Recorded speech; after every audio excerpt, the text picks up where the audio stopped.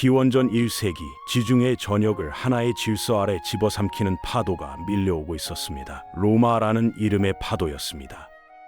그리스를 삼키고 카르타고를 무너뜨리고 이제 마지막 헬레니즘 왕국을 향해 다가오고 있었습니다. 그 파도 앞에 한 사람이 서 있었습니다. 클레오파트라 7세, 기원전 30년에 이집트를 지탱하는 마지막 기둥이었습니다. 우리는 이 여왕을 떠올릴 때 대개 카이사르를 유혹한 미녀 안토니우스를 사로잡은 판무파탈이라는 이미지를 먼저 떠올립니다. 그러나 이건 매혹의 이야기가 아닙니다. 한 나라의 생존이 왜 한 사람의 외교력과 매력이라는 불안정한 변수에 걸려야 했는지, 왜 시스템은 그녀를 방패로 세운 채 스스로 무너져 내렸는지를 들여다보는 이야기입니다. 오늘은 강한 여왕이 로마에 맞선 이야기가 아니라 약한 나라가 한 개인에게 모든 것을 떠넘긴 밤의 기록을 이야기해 보겠습니다.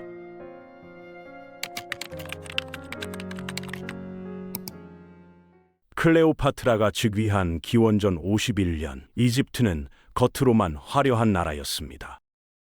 프톨레마이오스 왕조가 300년 가까이 통치해온 이 땅은 표면의 광채와 내부의 부식이 극단적으로 공존하고 있었습니다. 알렉산드리아에는 대리석 기둥이 줄지어 서 있었고, 항구에는 세계 각지의 상선이 드나들었습니다. 로마가 아직 벽돌과 흙으로 도시를 쌓던 시절, 알렉산드리아는 이미 세련된 문명의 수도였습니다.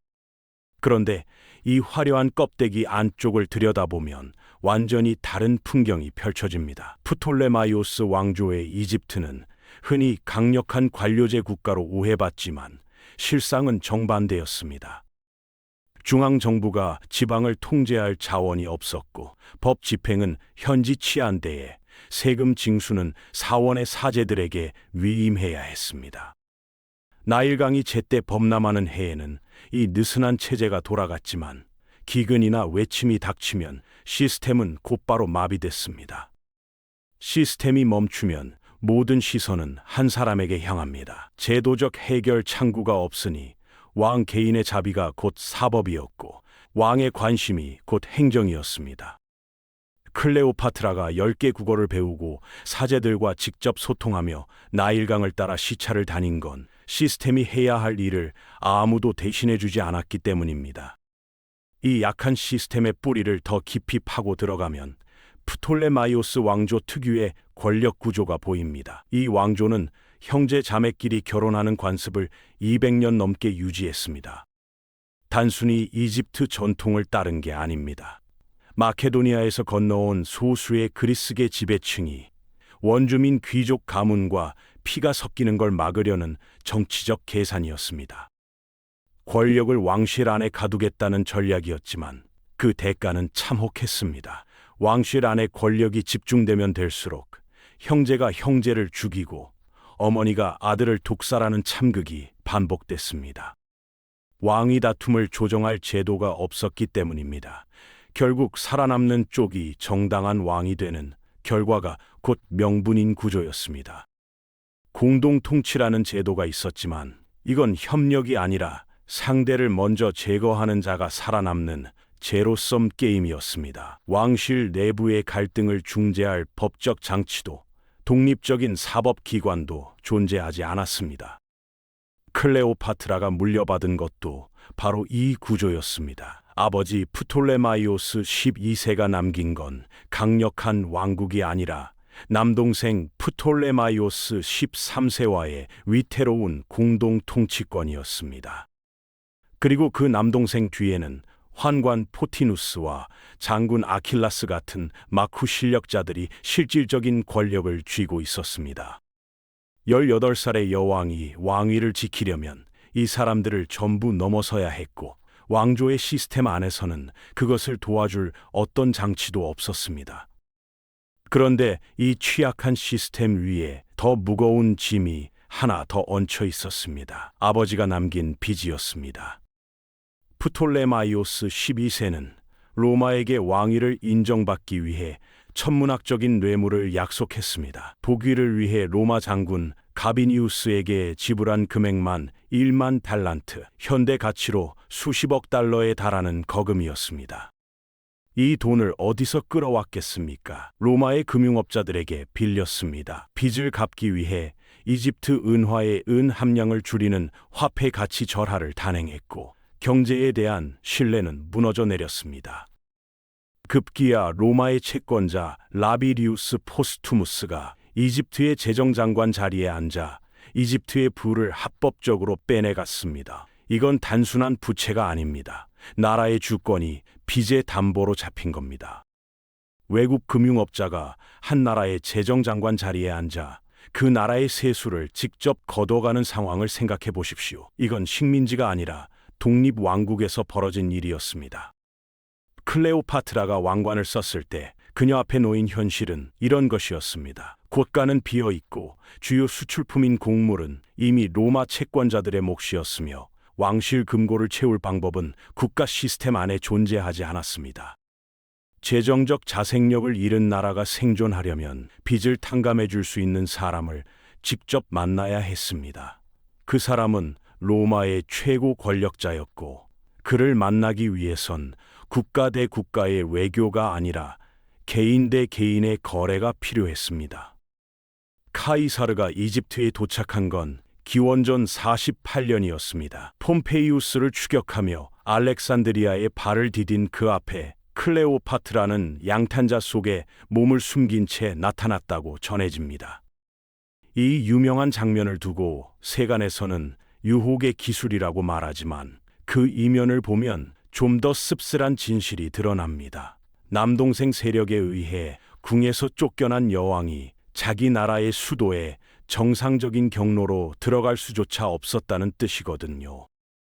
국가 시스템이 여왕의 편이 아니었기 때문에 외국 장군의 개인적 호의를 얻는 것만이 왕좌로 돌아가는 유일한 길이었습니다.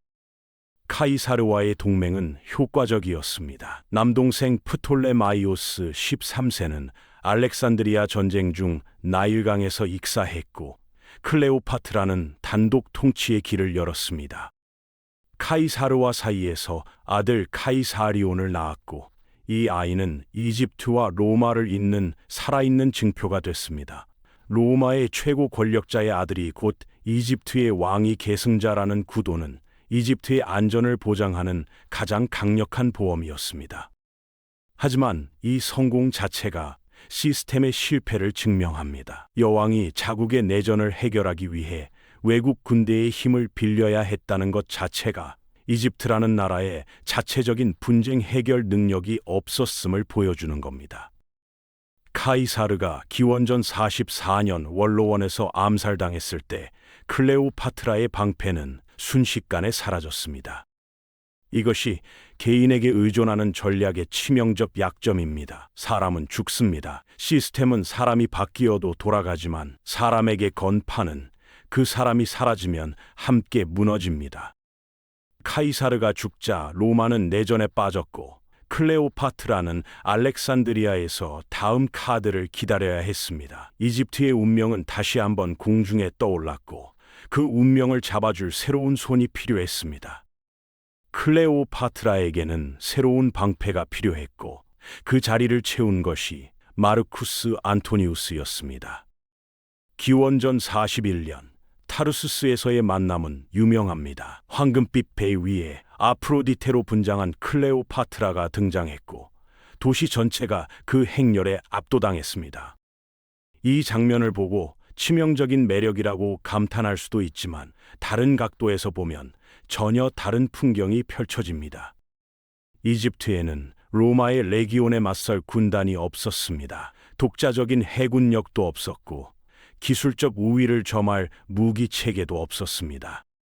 군사적 카드가 전무한 상태에서 클레오파트라가 꺼낼 수 있는 것은 이집트의 곡물과 자금 그리고 자기 자신뿐이었습니다. 그녀는 안토니우스에게 군사 원정의 자금줄이 되어주는 대신 로마의 동방 영토에 대한 지배권을 인정받았습니다. 이건 두 나라 사이의 조약이 아니었습니다. 두 개인 사이의 지분 거래였습니다. 안토니우스가 동방에서 파르티아를 치는 데 필요한 돈과 보급을 이집트가 대고 그 대가로 클레오파트라는 키프로스, 킬리키아, 시리아 일부를 되찾았습니다. 한때 프톨레마이오스 왕조의 영토였다가 빼앗겼던 땅들이 다시 이집트의 이름으로 돌아왔습니다. 표면적으로는 이집트의 부활처럼 보였지만 이 모든 것은 안토니우스라는 한 사람의 선의에 매달려 있었습니다. 국가의 운명이 외교 테이블이 아니라 두 사람의 개인적 관계에서 결정되는 구조가 완성된 겁니다. 기원전 34년 안토니우스는 알렉산드리아에서 대규모 의식을 열고 클레오파트라와 자녀들에게 로마의 동방 영토를 나눠줬습니다. 이른바 알렉산드리아 기증이라 불리는 이 사건은 로마 본국에 엄청난 충격을 줬습니다. 로마 장군이 로마의 땅을 이집트 여왕에게 나눠준 겁니다. 이 순간 클레오파트라의 전략은 최고점에 도달했지만 동시에 파멸의 시계도 돌아가기 시작했습니다. 클레오파트라는 이 불안정한 구조를 보완하기 위해 또 하나의 카드를 꺼냈습니다. 이미지의 정치였습니다. 그녀는 자신을 단순한 왕이 아니라 살아있는 여신으로 만들었습니다. 이집트인들 앞에서는 여신 이시스의 화신으로 나타났고 전통 의식을 직접 주관하며 사원을 건립했습니다. 그리스계 주민들에게는 학문과 예술의 후원자로 알렉산드리아 도서관의 지적 전통을 이어가는 지혜로운 군주로 자신을 제시했습니다. 로마의 장군들 앞에서는 동방 세계의 부와 세련됨을 체현하는 존재로 등장했습니다. 하나의 몸에 세 개의 가면을 쓴 겁니다. 이건 허영이 아니었습니다. 국가가 정당성을 만들어주지 못하니 한 사람의 몸에 정당성을 새기는 수밖에 없었던 겁니다. 그녀 자신이 국가 브랜드였고 그녀의 몸이 곧 이집트의 외교 자산이었습니다. 알렉산드리아라는 도시 자체가 이 연출의 완벽한 무대였습니다. 대리석으로 빛나는 거리, 세계 최대의 등대, 학자들이 모여드는 지적 수도의 분위기가 클레오파트라의 개인적 카리스마와 결합했을 때 로마의 장군들은 로마로 돌아가는 것보다 이 도시에 머무는 것을 선택했습니다. 하지만 이것도 결국 개인의 매력에 기댄 전략이었고 개인의 매력은 물리적 힘 앞에서 유효 기간이 있습니다. 안토니우스가 알렉산드리아에 머물면 머물수록 로마에서는 그를 동방의 여왕에게 홀린 배신자로 묘사하는 선전이 퍼져나갔습니다. 클레오파트라가 쌓아올린 매력의 성은 로마의 대중 여론이라는 파도 앞에서 조금씩 잠식당하고 있었습니다. 그 유효 기간이 끝난 장소가 악티움이었습니다. 기원전 31년 9월 그리스 서해안 악티움 앞바다에서 안토니우스와 클레오파트라의 연합 함대가 옥타비아누스의 함대와 맞붙었습니다. 클레오파트라가 20년 동안 쌓아올린 모든 것이 이 바다 위에서 결판나려 하고 있었습니다. 이 전투는 단순한 해전이 아니었습니다. 개인에게 모든 것이 집중된 동방의 체제와 시스템으로 작동하는 서방의 체제가 정면으로 충돌한 순간이었습니다. 클레오파트라는 이 전투를 위해 이집트의 모든 재정적, 군사적 자원을 쏟아부었습니다. 200척이 넘는 전함과 2만 명의 병력, 그리고 이집트 왕실의 보물까지 함대에 실었습니다. 그런데 결정적인 순간에 클레오파트라의 함대가 전투 중 이탈합니다. 이유에 대해서는 여러 해석이 있지만 중요한 건 그 이후에 벌어진 일입니다. 여왕이 전장을 떠나자 안토니우스도 뒤를 따랐고 남겨진 함대는 즉각적으로 와해됐습니다. 더 충격적인 건 그 이후입니다. 안토니우스 휘하의 19개 군단이 전투 한 번 하지 않고 옥타비아누스에게 항복했습니다. 이건 병사들의 비겁함이 아닙니다.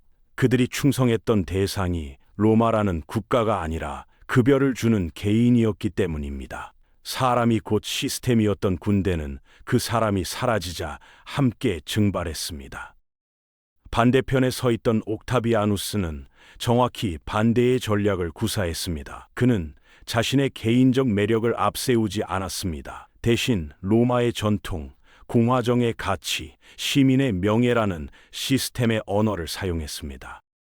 클레오파트라를 로마의 남성을 타락시키는 동방의 이질적 존재로 규정했고 전쟁의 명분을 안토니우스 개인이 아니라 클레오파트라에 대한 선전포고로 설정했습니다. 안토니우스의 유언장을 공개해서 그가 알렉산드리아에 묻히길 원했다는 사실을 폭로했고 로마의 정체성에 대한 위기감을 조성했습니다. 이건 단순한 여론전이 아니었습니다. 로마 시민들이 안토니우스라는 개인에 대한 동정을 버리고 로마라는 체계의 결속을 선택하게 만드는 구조적 장치였습니다. 옥타비아누스의 함대를 지휘한 건 아그리파라는 유능한 부관이었습니다. 지도자가 직접 전투를 지휘하지 않아도 시스템 안의 인재가 역할을 수행하는 구조였습니다. 클레오파트라 진영에서는 여왕이 빠지면 모든 것이 멈추지만 옥타비아누스 진영에서는 한 사람이 빠져도 기계가 계속 돌아갔습니다. 이것이 개인과 시스템의 결정적인 차이입니다. 악티움 이후 클레오파트라는 알렉산드리아로 돌아와 최후의 시간을 보냅니다. 협상을 시도했지만 옥타비아누스에게 이집트는 정복해야 할 곡창지대였지 협상할 대상이 아니었습니다. 안토니우스는 클레오파트라가 자신을 배신했다고 믿으며 칼 위에 쓰러졌고 클레오파트라는 그 뒤를 따랐습니다. 기원전 30년 8월 독사에 물려 죽었다는 이야기가 유명하지만 확실한 건 그녀가 옥타비아누스의 개선식에 끌려가는 것만은 거부했다는 사실입니다. 마지막 선택마저도 국가가 아닌 개인의 존엄에 관한 것이었습니다. 그녀의 죽음과 함께 프톨레마이오스 왕조 300년의 역사가 끝났습니다. 알렉산드로스 대왕의 장군 프톨레마이오스 1세가 기원전 305년에 세운 왕조가 마지막 여왕의 숨이 끊어지는 것으로 완전히 소멸한 겁니다. 그녀가 죽은 뒤 로마가 이집트에서 한 일은 의미심장합니다. 옥타비아누스는 이집트를 원로원이 관할하는 속주로 만들지 않았습니다. 황제 직할령으로 편입시켰습니다. 원로원 의원이 허가 없이 이집트에 발을 들이는 것조차 금지했습니다. 그리고 클레오파트라의 이름을 지웠습니다. 그녀가 세운 기념물에서 이름을 깎아내고 그녀의 동상을 녹여 다른 용도로 돌렸습니다. 여왕 대신 로마의 기사 계급 출신 총독을 보냈고 개인의 카리스마 대신 효율적인 세무 관료 조직을 심었습니다. 이집트의 곡물은 더 이상 한 여왕의 외교 카드가 아니라 로마 시민에게 빵을 공급하는 제국의 보급 라인이 됐습니다. 왕의 자비에 의존하던 사법은 로마법 체계로 대체됐고 지방 행정은 표준화된 관료 시스템 안으로 편입됐습니다. 놀라운 건 그 이후입니다. 개인의 매력이 사라진 자리에 차가운 행정 기계가 들어서자 이집트는 오히려 내전과 기근의 악순환에서 벗어나 안정을 찾기 시작했습니다. 시스템이 개인을 대체한 순간 나라는 비로소 숨을 쉬기 시작한 겁니다. 클레오파트라는 분명 역사상 유례를 찾기 힘든 강한 개인이었습니다. 국가 행정이 마비된 자리를 자신의 지성으로 채웠고 군사적 열세를 자신의 외교로 막아섰으며 재정적 파탄을 자신의 명성과 존재 자체로 방어했습니다. 20년 넘게 무너지는 왕조를 혼자 떠받치며 로마라는 거대한 기계 앞에서 시간을 벌었습니다. 그녀는 로마를 이기려 한 것이 아니라 이집트가 단 하루라도 더 숨 쉴 수 있도록 자신의 모든 것을 걸었던 겁니다.